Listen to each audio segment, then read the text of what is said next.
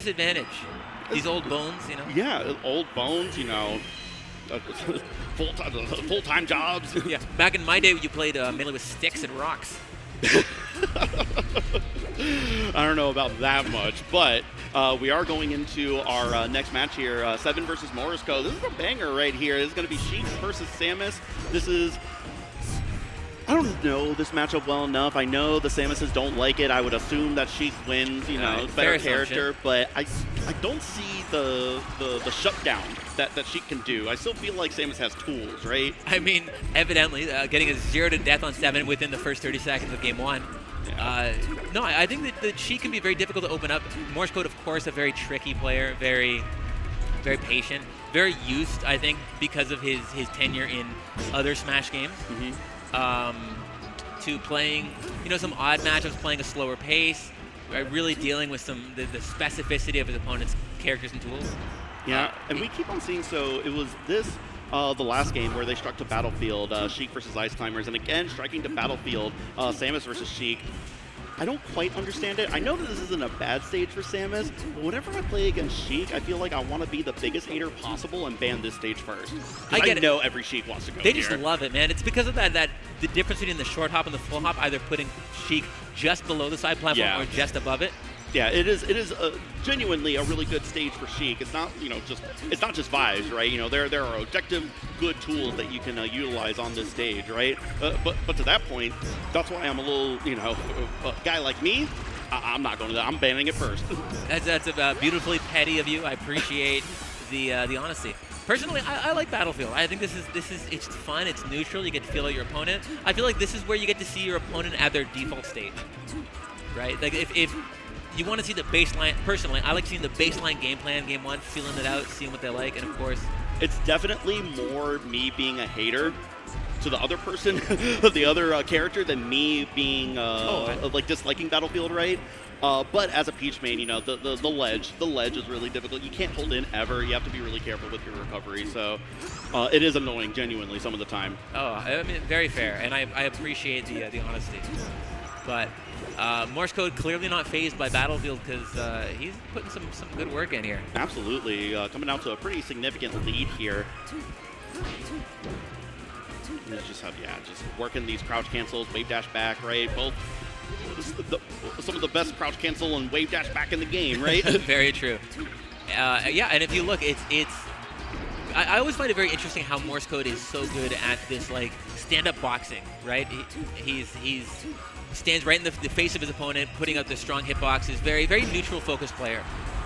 Yeah, it is interesting because both of these characters are not very mobile in the air. They don't have good arrow like movement, right? So they like to stay grounded, but some of their best hitboxes, some of their best attacks require you to be in the air, right? Sheik forward air, Samus neutral air. So it's an interesting dichotomy between doing that grounded footsies type of play that that Samus would like to do, and that Sheik likes to stay grounded a lot of the time as well, but then also knowing when to get in the air, use things like forward air, neutral air, stuff like that.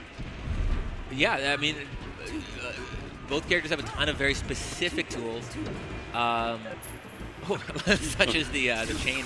Probably misinput there. Yeah, the chain can be a real tool sometimes, especially in an edge guard situation. You can build up a lot of percent, actually, as they're trying to get through the chain attacks every time, right? Mm-hmm. Yeah, you know what? I guess if there is a time to experiment, it is game 1 here, because looking like Morsecode's probably going to seal the victory. This is a good opportunity for 7 to probably make some adjustments where possible for game 2, because like a 3-slot comeback on Samus, let alone Morsecode, pretty hard to come by. Yeah, that's tough. Down 3 stocks to 1, you start doing some novel things, right? Yeah, just praying. I mean, you know, to your point, part of it is like, you know, maybe experiment a couple of different tools that you might want to implement, but also a lot of it is that when you're in that situation, you have to make big plays to make the comeback, right? So it is, you're put in a position where you have to take bigger risks if you want an opportunity, especially a character like Samus. Samus is one of those characters that can absolutely win through just patience and attrition, right? Once you get that stock lead, you go to one side of the stage, you crouch, and you get ready to wave dash back. Yeah, absolutely, but also a very difficult character to make those explosive comebacks on. Because you know, Samus not the most susceptible to getting hard punished. Yes. Right? There's a lot of, from both ends in this matchup, a lot of 2- and 3-piece hit combos, a lot of slow, prolonged neutral game. Yeah, I love this double jump forward air on the recovery. We see a lot of, I feel like I've seen players do this more and more and more, where they are more comfortable doing what would normally be a pretty risky option, burning your double jump during your recovery, but knowing when to use it and utilize it for those very necessary situations where using the double jump aerial is the only way that you're going to be able to make it back safely. Right. I mean, look, when you're backed into the corner, sometimes you have to take big risks. Sometimes you gotta put it on the line because it's a do or die. But you know, because when playing somebody like Morsecode, you don't get a lot of chances. No, you don't. You have to be on it. It is. Good players are going to not give you an inch and take a mile from you at every opportunity that they can, right? Yeah, and I'm also very impressed by you know, like the patience and awareness of Seven in neutral. Yes. You can really see him trying to feel out for an opening, but it feels like Morsecode's just not giving him that inch, like you said. Yeah, to be clear, I mean, Seven is a top 50 player, right? And Morsecode is, you know, not currently ranked, but, you know, obviously really, really good, right? These are two relatively equitable players right now. Maybe I don't know. Maybe, you know, I'm not a stats nerd, right? But, you know, to me, the eye test right now, I mean, Morsecode is absolutely cooking right now.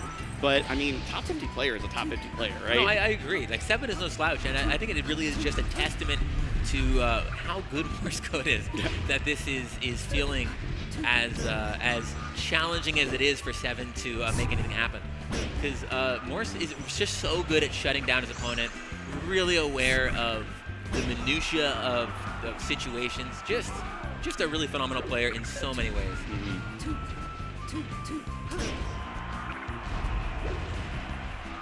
I love the slap on the missile. Oh, unfortunately, Samus was ready for that ledge hog immediately. Sheik tried to go for ledge and just wasn't able to grab. Yeah, like even there, the awareness of the situation to see that Seven just had barely missed the ledge and to capitalize on that, like that is a player who is dialed in and extremely reactive to the situation. Yes, exactly. It was the speed of the reaction, right? Because it's not too difficult to deduce that Sheik is going to try to go for ledge a lot of the time because it's a way safer recovery option than landing on stage and having 50 frames of landing lag from Vanish, right?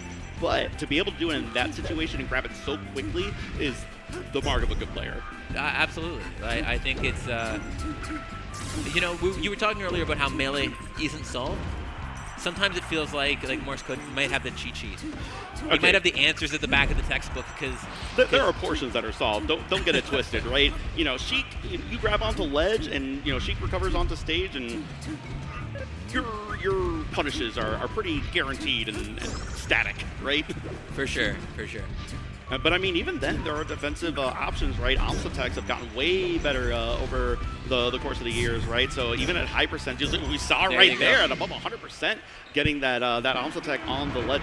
Great Ops attack by Seven, but unfortunately, Morsecode was ready for it. Yeah, but that's just what we're talking about. He's so prepared for the situations, at setting up these interactions, knowing what the counterplays are, and then having that counterplay to the counterplay, just being 2 steps ahead and making it look so frustrating for Seven to really get anything started.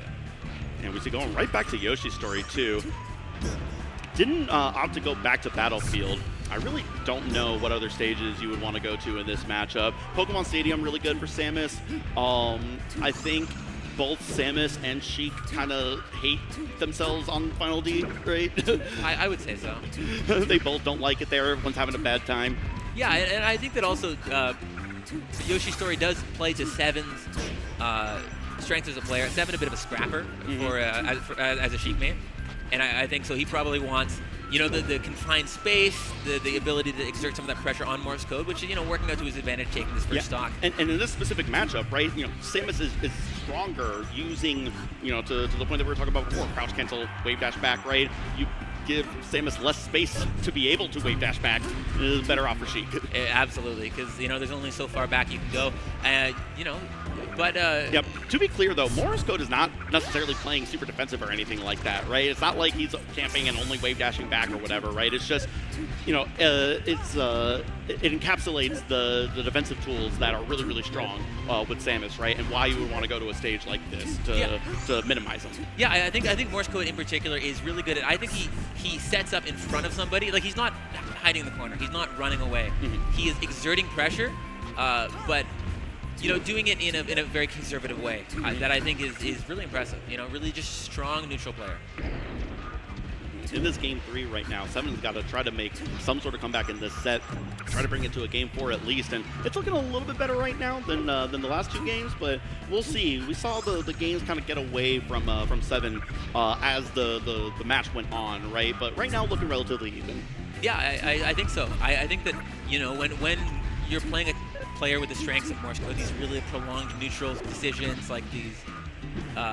I think that the cracks start to reveal themselves over time. So I think it's impressive both that Seven is so competitive in this game 3, and also just the tenacity to stick with it. I think sometimes it can be hard to stay locked in when the first couple games don't go your way quite as well, such as has been happening in the set. Yeah, exactly, and that's always such a demoralizing feeling where you're doing all these trades, you're getting openings, you feel like you're like going like tit for tat with your opponent, and then you look down, it's like, why am I at 1 stock and they're still at 3?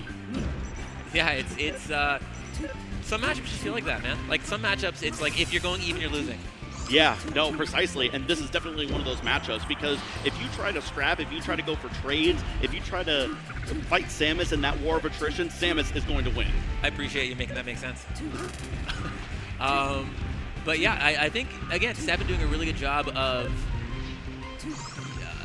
holding in there in this matchup. I think it feels like he's, if anything, actually just being a little bit less risk-averse, pushing in a little bit more, and actually making some great calls on Morsecode and getting better punishes. A great air dodge back on the stage there. Barely making it back on the stage. That was such a great air dodge angle by Seven to be able to make it back. Yeah, see, like this prolonged, like, just a CC war. Yeah, that was unfortunate. The ledge, it's like the markdown tilt almost, where that Samus up tilt just goes all the way down there. It already goes below ledge a little bit on a flat stage, right? I never even thought about that, but that's Samus with the space jump boots. They're going all the way down. Yeah, very. I mean, she's covered in metal. This is gonna hurt. Metal boots? Something like that. Fox, Falco, Samus. Just kicks. Samus got the Tims on. Yes, sir. God. All right, Morsecode looks like he's running away a little bit with this game. Yeah, and it's been that same. So the match has started off looking relatively even, and Morsecode has just been able to slowly pull away from this. Let's look a little bit closer right now, and this is certainly very doable now if you're going to get a down smash like that. And that's going to do it. Morsecode taking it 3-0 over Seven. Yeah, I think a really valiant performance from Seven, especially in that game 3. But Morsecode is a menace, sir. He is resilient. Morsecode kind of feels like, the Oni coming down from the mountain sometimes to terrorize the melee players on occasion. Right. The wide old hermit with his bottle of Mountain Dew. It's good to see him, and we will see more of both Morsecode and Seven. So I look forward to the rest of their bracket runs here. I'm going to get some of the replays here. That up air off the top. Once again, like we were talking about before, going for those vertical kills are going to be really, really important because you're not killing with forward air until like 160%, right? So you want to go for those early kills with up air, up smash, stuff like that with Sheik. So that was a great up air that Seven did. Just wasn't able to convert it into a match. Yeah, and a great coverage of that Om's attack there. Yeah, I didn't realize that it was the Om's attack on the neutral air and then the sweet spot back air follow up immediately.